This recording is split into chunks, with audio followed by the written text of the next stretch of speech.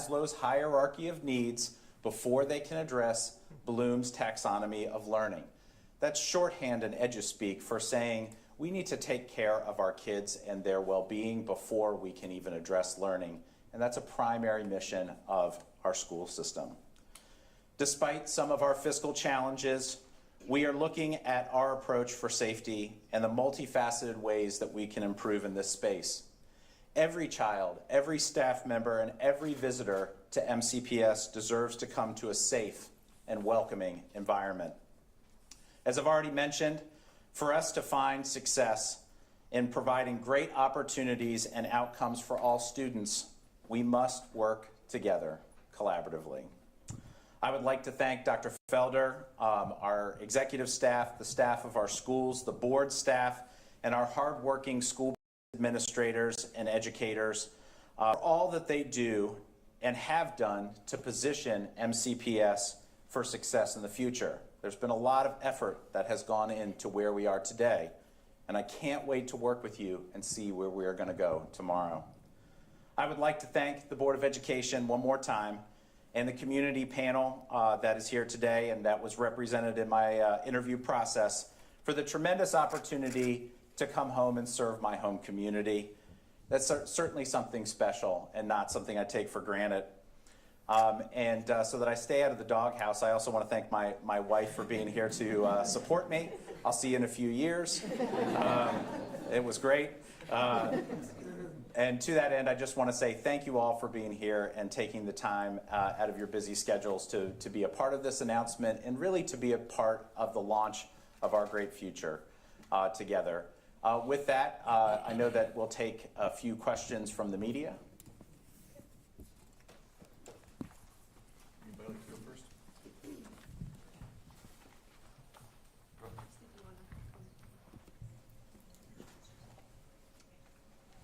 Hello. Oh, there you are. Congratulations Thank you. on the position. I'm Kelly Lynn from WJLA TV. I've just spoken with a former parent of MCPS who's concerned about a couple of things. Primarily transparency in the school system. How will you make changes to improve that? Also, will you be capable of handling a budget as large as the one in this school system, considering what you've come from? Absolutely, and thank you for that question.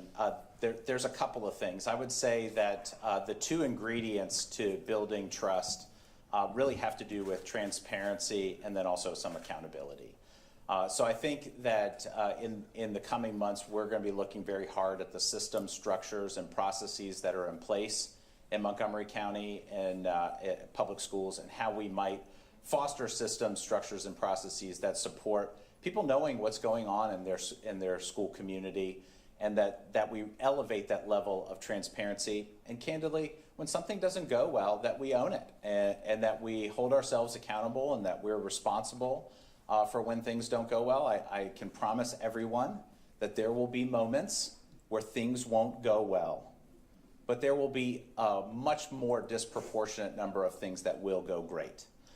So I think that holding some of those things in that balance will be a really important part of how we build trust and using transparency and visibility and engagement as part of that conversation moving forward. In terms of budget, I do have a background in finance. I do have some experience. I was an interim CFO while I was a deputy superintendent in Chesterfield County, which brought forward a billion-dollar budget of capital and operating needs. I will say that experience is scalable. Although my school system is smaller than Montgomery County's school system right now, a lot of the skills are transferable, and building a budget, the fundamentals don't change despite the size, and it is something that I'm actually looking forward to. I love a great challenge, and I know that there are challenges in this space. Good afternoon, Derek Ward with Channel 4. Considering the circumstances that led to you coming here, what's your stance on accountability when there are these allegations or findings of misconduct on the part of principals, staff, things like that? Well, I can only speak generally and not specifically to any personnel issues, obviously, because I wasn't involved in any of that move. But moving forward, I would say we have to take everything very seriously. And I think in that seriousness and our look at how things come about, whatever the issues are, that we look at how our system is functioning, and we look at what our expectations are and how well we've communicated those expectations, and then what we're doing for follow-through that's actionable. Hi, for Ms. Silvestri, can you talk about how many candidates were interviewed? What perhaps stood out about Dr. Taylor above the other candidates? Yes, we were very pleased with the pool of candidates that applied for the position. This is my third superintendent search, first as a community member on the panel and then as a school board member. So I have perspective in terms of the great pool of candidates that we have this year. We were very impressed with Dr. Taylor's kind of joint skill set in terms of being an instructional leader, an experienced superintendent, but also having that finance background. It was very important that we have that combination. He embodies that.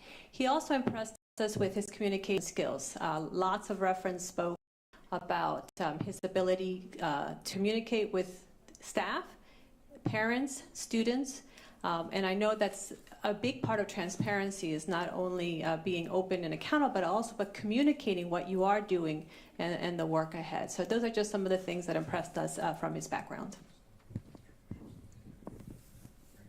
Rafael Sanchez with WCA9. And Ms. Silvestre, same thing, you mentioned trust. What's the board's role now as we're moving forward? We're hearing from Dr. Taylor, obviously moving forward, but also how do you as a board help with this new role that he has and obviously getting the community together after some difficult months ahead?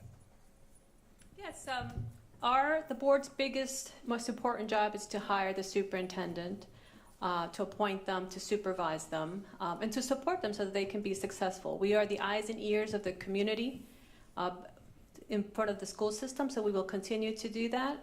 The board supports Dr. Taylor 100%, so we're doing our appointment next Tuesday, and then our role will be what it always has been, which oversight, governance, supervision of the superintendent, supporting the superintendent, but also being the eyes and ears of the community before the school system. Are there any other questions? Seeing no raised hands, I believe we're done. Thank you so much.